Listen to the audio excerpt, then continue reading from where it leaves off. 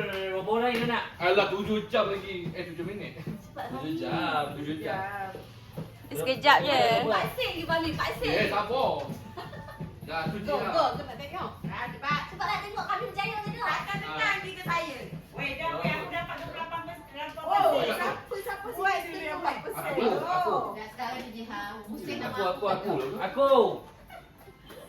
Ni dah terus, langsung terus. Macam mana buat lah? Tak masa-masa berlawan ni. Lah, ambil tekan je.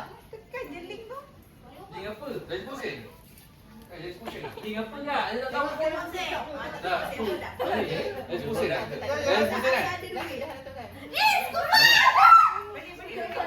Beli jadi ya? Abang, dengan betul lah gua jadi pusing lah. Paksa. Tadi dia apa? Kawan ni beli apa kau ni? Bantai. Saya ni yang dah sikit lagi. Faham abang ada tekan ke video? Boleh. Farah dapat lagi. Dapat lah. Okey. Macam mana nak buat?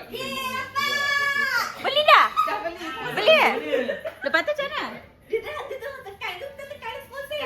Lepas tu? Responsif dah kita dia boleh Post tu? Dia kena pusing juga. Post tu dia bayar ke? Post tu dia bayar berapa? Experiment, conference yes. Pusing je. Responsif. Ya. Dah bayar dah tu? Tengok. Sen je. Wah. Okey, kita tengok bantal tu keadaan dia macam mana. Spender pun boleh lah. Wah, dah tak Tolong. Kurangkan spender aku. Nak edit pusing. Tengah cari ke? Nak cari apa barang? Tak nak mahal-mahal sangat, nanti lambat. Aku barang lah. Ya tak? Jadi pun sama. Okey, masa memilih.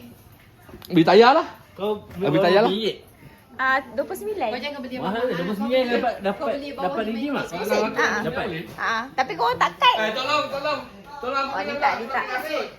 Oh, ni tak apa. Ni tak. Fahmi nak beli harga 600. Tak payah. Kalau hang bayar 6 tahun baru tentu. Dah dapat belum? Dapat apa? Akak ada kad dah? Tak ada? Boleh buat lagi esok. Kah tak ada. Doa gambar Dapat bantal. sebab terai semalam. Tak tahu tiba-tiba tak boleh buka.